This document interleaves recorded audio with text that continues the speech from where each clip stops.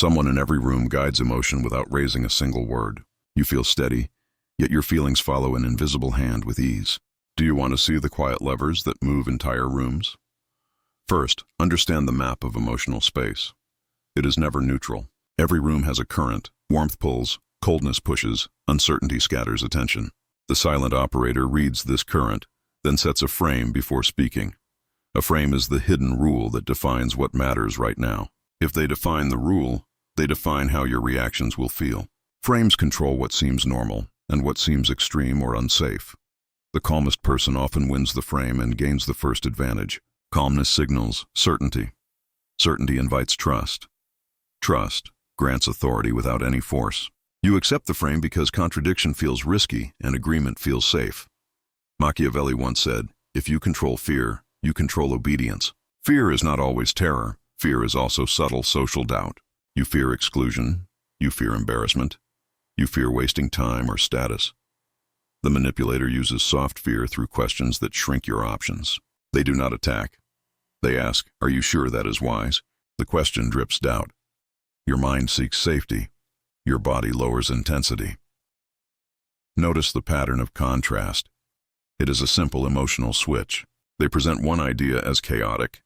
They present theirs as peaceful and simple. Your mind tracks toward relief. Relief becomes reward. Reward bonds you to them. This effect strengthens through repetition, called anchoring and pairing by old teachers. They anchor their presence to comfort. They pair your disagreement with discomfort. Soon your body anticipates ease near them and tightness away from them. Another lever is pace and lead.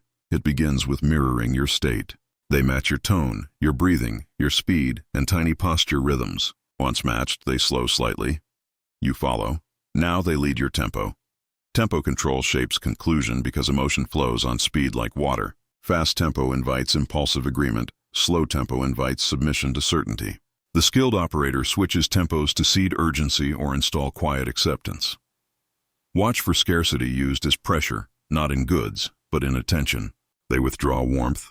They give brief recognition. They hint future inclusion as reward. Your mind chases the next drop of validation. Attention becomes currency for control. Ambiguity is another lever. Vagueness lets your mind fill gaps with hope. They use elastic words like maybe, later, consider, potential, high-level alignment. You create a positive picture, because clarity would reveal costs and trade-offs. They also use the rule of first and last emotion. The first feeling frames expectations. The last feeling seals memory and loyalty. They start with calm safety. They end with satisfying certainty. You return willingly.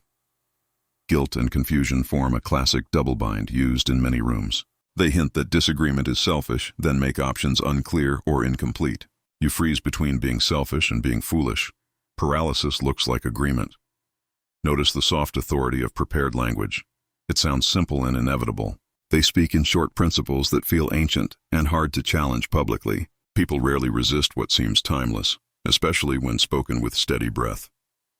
Silence is a blade, but held in a velvet sheath. Well-placed silence makes you explain yourself, then over-explain to fill space. The more you speak, the more material they can reframe into concessions. Reframing transforms meaning without changing facts. It is a core tool. Your strong point becomes inflexibility. Your caution becomes fear. Your urgency becomes panic. Their small kindness becomes leadership. Their distance becomes wisdom. Their delay becomes prudence. Watch for testing patterns that measure your emotional leash with simple requests. They ask for small favors. They track your response speed and energy. Compliance grows in steps.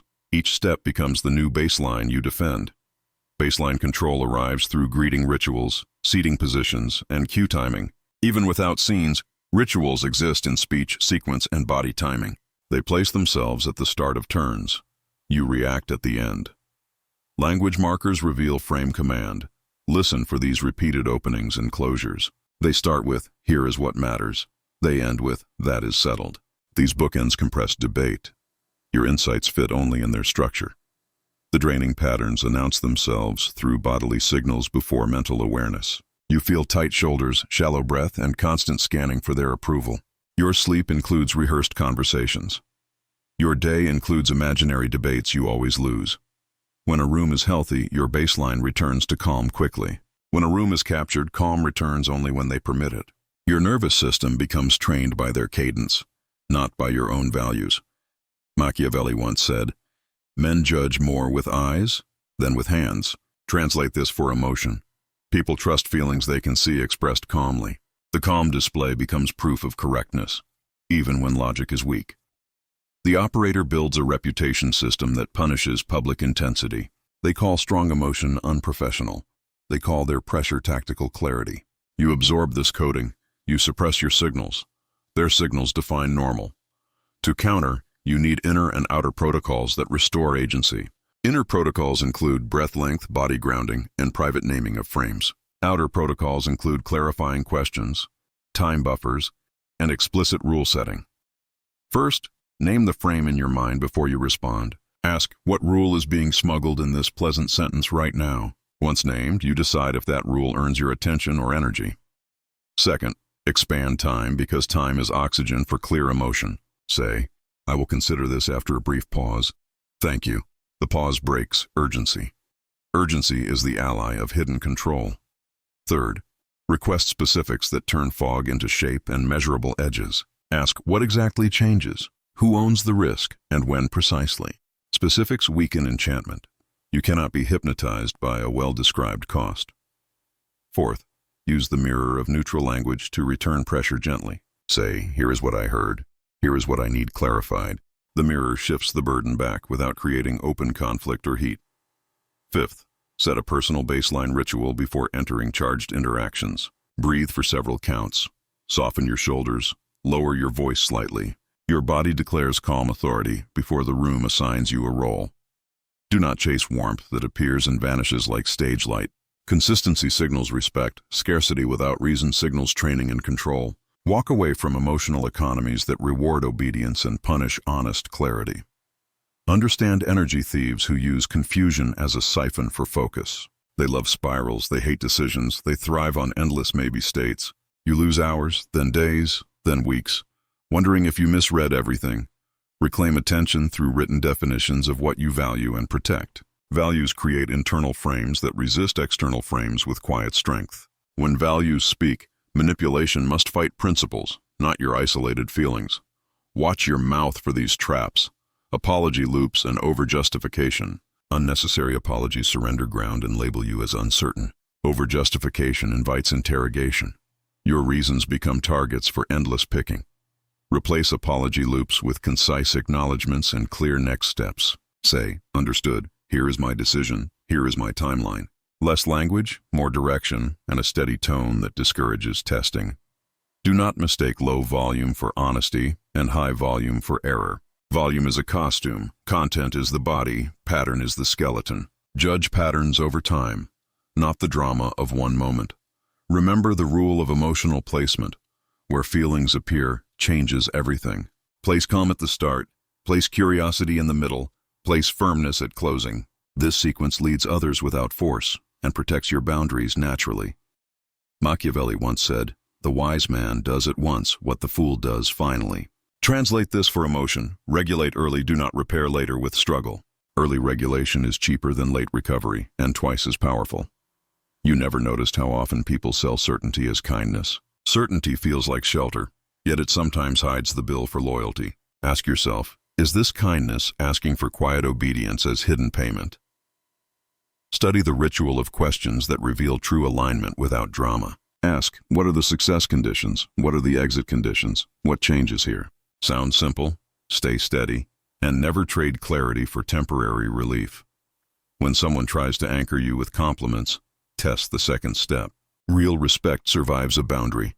Flattery collapses when you demand terms. A single boundary often exposes the entire strategy running underneath. Watch the body economy in the room. Who spends energy? Who collects energy? Drainers collect attention, but invest almost nothing measurable in return. Makers invest structure, clarity, and timelines, and collect shared progress later. Silence your inner announcer that narrates your fears to the room. Do not preface ideas with self-doubt. It trains others to doubt you. Speak in clean sentences. Then stop. Let the quiet do its work. If a frame tries to label your calm as coldness, decline the label. Say, calm helps me think. Let us focus on the content. Return to specifics, because specifics free you from personality traps. Notice the escalation ladder used by subtle controllers when you hold ground. First comes confusion, then charm, then pressure, then moral accusation. Prepare calm replies before you meet them so you never scramble emotionally. Your replies can follow a simple, steady template that protects energy. Acknowledge, clarify, decide, and schedule, then exit the loop without apology. This template ends, spirals, and teaches the room your emotional terms. Remember that dignity is the deepest frame. It does not shout.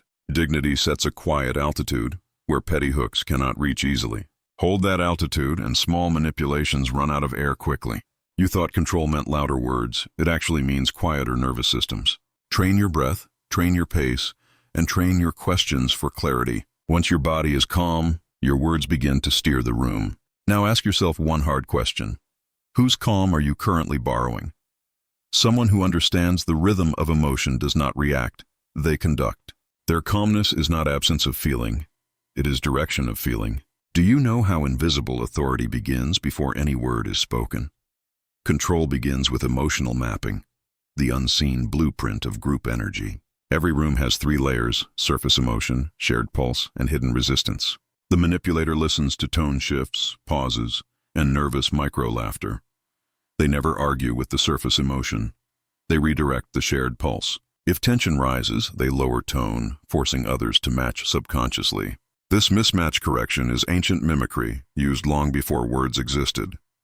Machiavelli once said, "Whoever masters appearances governs outcomes." Appearance in modern rooms means emotional climate, not costumes or gestures. What looks like serenity is often pre-framed dominance dressed in politeness. The silent operator never explains balance, they display it. Display overrides logic. The crowd trusts what looks steady over what sounds true. This is emotional primacy, a hierarchy built on nervous system imitation. They use micro-rituals to mark ownership of calm space. Slow blinking, measured nods, delayed responses, all teach others to wait. Each pause reminds your mind. They do not chase rhythm, they create rhythm. Uncertainty is their fuel. They feed on your need for closure. When they delay answers, your mind fills silence with assumption and trust. You surrender control while trying to complete their unfinished sentence. Notice how they mix warmth and withdrawal like alternating currents. A smile releases tension. A quick withdrawal restores craving for approval. This loop trains dependence faster than open threat or command ever could. Machiavelli once said, "Men combine forgetfulness with gratitude toward gentle masters." You forget the manipulation because it was wrapped in courtesy and charm. Soft control leaves no visible wound, so loyalty feels voluntary. These manipulators also exploit empathy fatigue, the exhaustion from endless subtle tension. They offer brief emotional safety, then quietly reset expectations higher. You spend energy maintaining peace that only they can confirm. Their favorite disguise is fairness, but fairness is defined by their timing. They speak of balance, yet always decide when balance is declared achieved. You chase equality in a race they secretly time. You never noticed how emotion spreads faster than logic by one human law. Shared physiology synchronizes before shared meaning begins. If they manage the pace of breath, they steer agreement without proof. The calm leader archetype hides a deeper technique called affect sequestration. They store others' anxiety without visibly reacting, then release calm when needed. This timing looks like strength, but it is a behavioral transaction of control. Their language rejects extremes. They say things like, "Let's stay reasonable." The word reasonable is the leash. It binds emotion to their comfort level. Who defines reasonable defines the emotional gravity of the room. Emotional control often hides behind moral framing, not power framing. They present composure as virtue and passion as moral weakness. People conform because they prefer goodness over raw truth. Understand this rule of inversion. Moral calm is often strategic neutrality. They gain obedience by appearing selfless, while actually directing every tempo. Their stillness becomes a mirror, and everyone starts performing for their reflection. Watch for selective empathy, given publicly and withheld privately. They comfort one person visibly to imply fairness for all. This crafted empathy divides, because everyone begins competing for that spotlight. Calm. Machiavelli once said, "It is safer to be feared than loved, if you cannot be both." Modern manipulators reinvent this as, "It is safer to be needed than understood." Need binds stronger than love, because need creates predictable dependency. They build that dependency by managing the rhythm of emotional relief. Too much stress breaks the system. Too little dulls control, so they oscillate precisely. Your nervous system learns to expect them as regulator of peace. This regulation feels like leadership, but it is quiet colonization of trust. Soon your comfort level becomes calibrated to their emotional approval. When they are absent, the room feels off balance, like missing oxygen. Recovery begins when you trace your body's response before your mind's story. Ask, why did my breath shorten? Who dictated this rhythm unconsciously? Body awareness breaks the automatic imitation loop of controlled emotion. Pause before responding.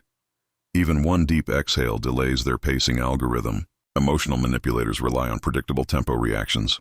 Disrupt tempo, and their script collapses under its own weight. Clarity grows when you name feelings instead of proving them. Say, I feel pressure, not you are pressuring me. The first declares self-ownership. The second invites framing war. Precision words are armor.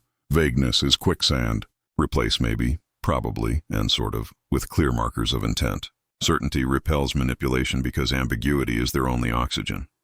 Remember, control is always traded for stability. When someone offers constant peace, ask what price chaos pays. The calmest presence might be the most strategic storm in disguise. Machiavelli once said, "Whoever builds his foundation on others, builds on sand." Translate this for emotion. Whoever builds peace on borrowed calm will drown in it. Borrowed calm feels safe, but it erases your original emotional signature. You think you master yourself by staying quiet, but silence without awareness is surrender. Speak slowly, not silently. Define tone before someone defines it for you. Your emotion must serve reason, not obedience. Now ask yourself, are you leading emotion? Or is calmness leading you? You think calmness means peace, but to the skilled manipulator, calmness means control. Your comfort is their instrument, your relief, their perfect disguise. Do you know how emotion becomes a leash when dressed as understanding? The secret lies in mirrored stability, the act of reflecting peace to absorb power. When you stay calm, they become calmer. When you express doubt, they become still. Their calm begins to dominate, and soon your rhythm obeys their breathing. Machiavelli once said, "Men are governed more by appearance than by substance." In emotional terms, appearance means steady tone, controlled volume, and gentle posture. People mistake composure for wisdom and surrender thinking to the quietest voice. The manipulator's first rule is emotional hierarchy. Decide whose calm defines the group. They build this hierarchy by rewarding conformity to their emotional baseline. You adapt without noticing because adaptation feels like harmony, not control. Next comes selective resonance, their ability to amplify your mood for influence. If you are joyful, they share it louder, then lower it gently to own the descent. You feel bonded, unaware that they just mapped your full emotional range. This mapping becomes the emotional blueprint of your behavior under pressure. Once recorded, they can predict your patience limit and your guilt threshold. Prediction becomes leverage because power is timing, not volume. They use validation as currency, giving it only after your surrender of pace. When you slow down or mirror their composure, they release a small nod of approval. Your nervous system learns that calm equals reward. Resistance equals unease. This conditioning grows invisible roots through your language and micro-choices. You start using their phrases, their pauses, their emotional codes. You call it respect, but it is synchronization disguised as understanding. The next layer is controlled vulnerability, a performance of gentle honesty. They share small emotional truths that seem raw but reveal nothing strategic. This trick opens your empathy gates while keeping theirs locked from entry. Machiavelli once said, "Every man sees what you appear to be, few feel what you are." That distance between what they show and what they feel is their fortress. You project sincerity onto them because you crave emotional symmetry. Projection is their greatest weapon because you complete their mask for them. You see kindness where there is calculation, depth where there is timing. You become the author of their virtue and defend it against logic. The manipulator never attacks. They drain clarity through subtle moral framing. They praise emotional intelligence, then punish expression that challenges comfort. Soon you censor yourself to remain enlightened in their eyes. Every rule they teach about emotional maturity secretly means obedience to their pace. You think you are being balanced, but balance becomes silence under their terms. They control emotion by redefining strength as non-reaction and non-reaction as virtue. Machiavelli once said, "Wise rulers use virtue as weapon and not as shield." In modern terms, manipulators use calmness as tool to disarm opposition. Their peace is tactical, designed to outlast your emotional stamina. Notice how they reset arguments by claiming neutrality. They say, "I just want peace," which sounds noble but erases your perspective. Neutrality becomes dominance because it frames your emotion as imbalance. They also master emotional bookkeeping, recording every past reaction quietly. Later, they recall your raised voice or emotional lapse as proof of instability.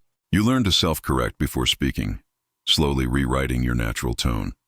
Guilt is their silent ally, because guilt shortens resistance without confrontation.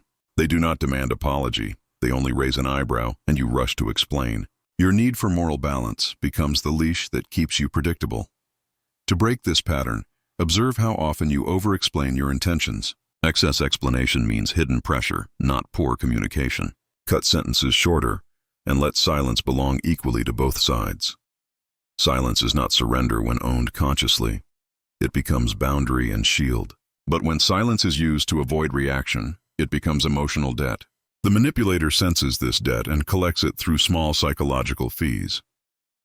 Their final lever in this layer is narrative calibration, shaping collective emotional memory. They summarize events using calm tone, reframing intensity as overreaction. The group believes them because serenity sells better than truth. You defend yourself with facts, but facts dissolve in controlled emotional climates. Truth spoken in imbalance looks like exaggeration to neutral observers. The manipulator knows this, so they force you to speak in their emotional weather. To counter this, separate truth from tone in your own perception. Say to yourself, the calmest voice is not always the clearest. Judge by consistency, not serenity, by principle, not poise. Machiavelli once said, "Whoever deceives will always find those who let themselves be deceived." People let themselves be deceived by calmness because chaos feels shameful. Yet growth requires discomfort, and manipulators trade on your avoidance of it. Start reclaiming control by introducing deliberate micro-chaos into rigid calm. Ask uncomfortable but fair questions that require exact details. Precision breaks illusion faster than emotion ever can. Your power returns when calm becomes choice, not compliance. Learn to stay composed without mirroring others. That is emotional sovereignty. A sovereign mind does not compete for peace. It creates its own. Now ask yourself quietly, whose definition of calm are you living by today? You believe control means power over others, but true manipulators seek power over the emotional climate itself. They do not dominate people. They dominate what people feel safe expressing. Do you know how they rewrite the room without ever changing a single rule? The first secret is emotional architecture, the invisible layout of permission. They decide which emotions are welcome, which are excessive, and which are shameful. You adapt automatically because belonging depends on emotional alignment. Machiavelli once said, "Whoever becomes master of fear becomes master of men." Modern manipulators become masters of subtle fear, the fear of emotional misstep. You stay careful, they stay calm, and the imbalance begins quietly. Fear of embarrassment is their favorite building block. They will never insult you directly. They will only raise an eyebrow or smirk slightly. That gesture rewires your nervous system faster than any argument ever could. Over time, you start editing yourself in advance, deleting intensity before they judge it. This pre-editing is emotional servitude, invisible even to the person obeying it. You call it being composed. They call it successful conditioning. Then comes the system of emotional debt and reward. They deposit validation when you comply and withdraw it when you show independence. The exchange rate is never spoken, yet you feel it with perfect precision. They use micro-expressions like investors use currency. A single approving glance can buy hours of loyalty. A moment of cold detachment can erase weeks of confidence. Machiavelli once said, "A prince must learn to use the beast and the man." In emotional politics, the beast is instinct. The man is restraint. The manipulator blends both, enough emotion to appear real, enough restraint to appear right. This blend creates paradoxical safety, a climate where emotion seems welcome but is tightly contained. You start performing vulnerability only within approved limits. They praise you for being authentic, as long as authenticity never questions their authority. Their silence during your emotional moments is never accidental. It is calculated delay, letting discomfort do the work of persuasion. You start chasing their reaction, desperate to complete the emotional circuit. Your craving for acknowledgement becomes the most obedient form of control. You do not resist them, you try to impress them with balance. They measure your loyalty by how well you suppress your natural spikes. Moral framing strengthens this system because they attach calmness to goodness. They say things like, emotional people make bad decisions. So you bury emotion, believing suppression equals intelligence. But buried emotion does not die. It leaks through fatigue, hesitation, and doubt. They read those leaks like data points, mapping your limits with surgical precision. Once mapped, they know which tone will make you fold without resistance. Their next tool is selective chaos, breaking calm intentionally to reset hierarchy. They introduce sudden tension, then become the savior who restores order. The group forgets who caused the storm. They only remember who calmed it. This tactic, called controlled turbulence, trains collective dependence. People equate stability with their presence and instability with their absence. Soon, their emotional balance becomes the group's oxygen. Machiavelli once said, "The promise given was a necessity of the past. The word broken is a necessity of the present." A manipulator's calm promises peace but breaks it when needed to regain leverage. They rebuild peace at will, proving again that they alone can fix what they disturbed. You never noticed how this keeps everyone polite but paralyzed. When politeness becomes survival, honesty becomes rebellion. Truth hides under careful smiles, waiting for permission that never comes. The deeper trick is identity erosion, emotional control disguised as self-improvement. They tell you to be more self-aware, more disciplined, more detached. Slowly, your natural emotions begin to feel like personal failures. You start doubting your instincts and worshiping analysis. They applaud this shift because analysis without feeling is predictable. A predictable mind is a controlled mind, efficient, calm, and harmless. To reclaim self, you must unlearn borrowed calm. Borrowed calm feels intelligent, but it drains individuality drop by drop. Real mastery allows chaos to exist without losing center. Practice emotional decoupling, not from people, but from their reactions. Notice how their silence tries to rewrite your self-worth. Then refuse to interpret it as judgment, interpret it as data. Machiavelli once said, "Men sooner forget the death of their father than the loss of their inheritance." Translate this into emotion. People forgive betrayal faster than they forgive humiliation. The manipulator never humiliates directly. They make you humiliate yourself through over-apology. They guide you to confess faults you never had, just to regain balance. This habit turns confession into dependence and peace into performance. You trade authenticity for the illusion of harmony.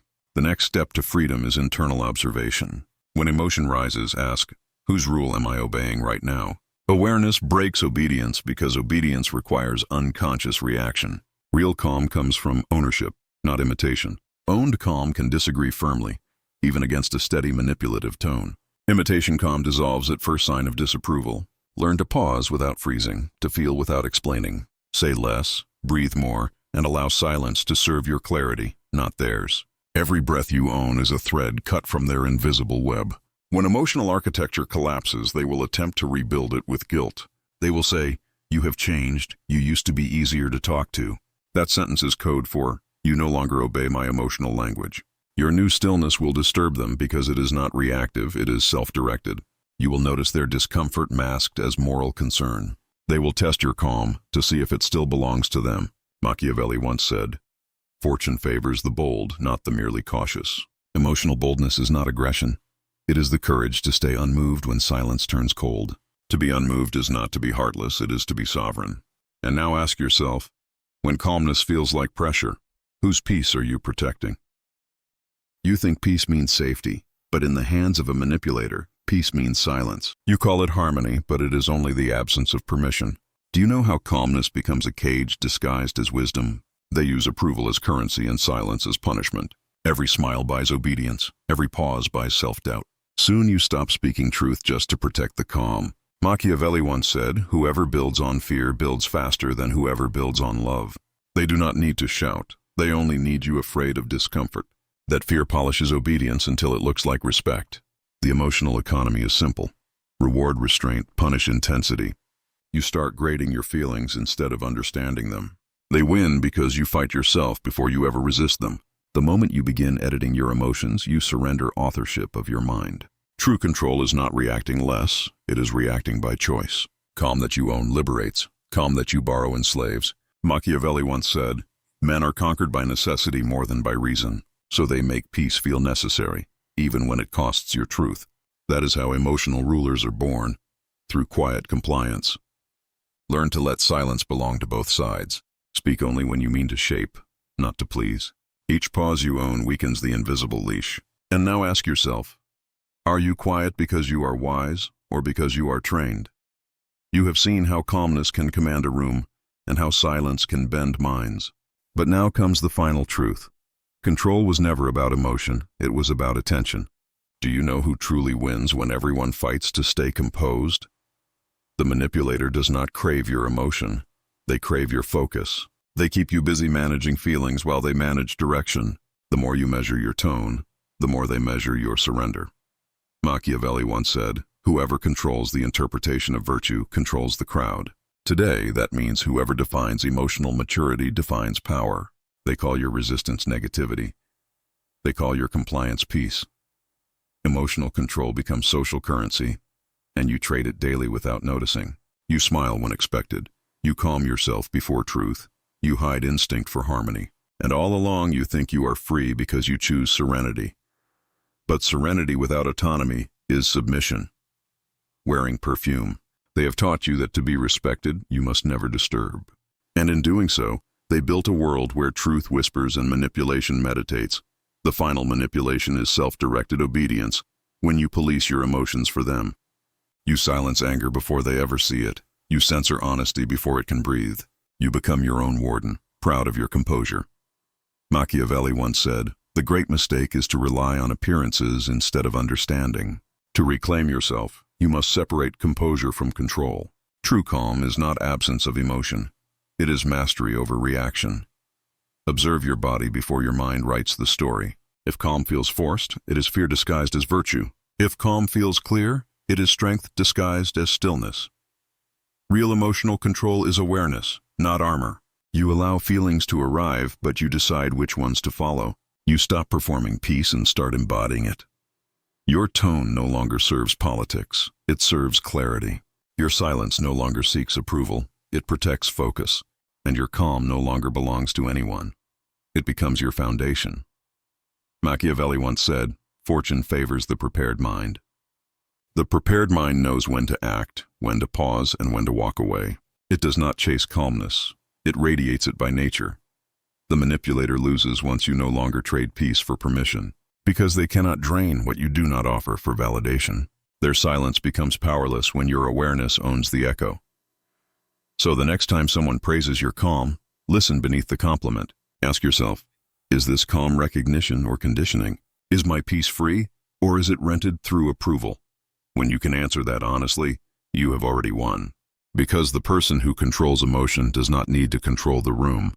The room aligns itself with the one who owns their mind completely.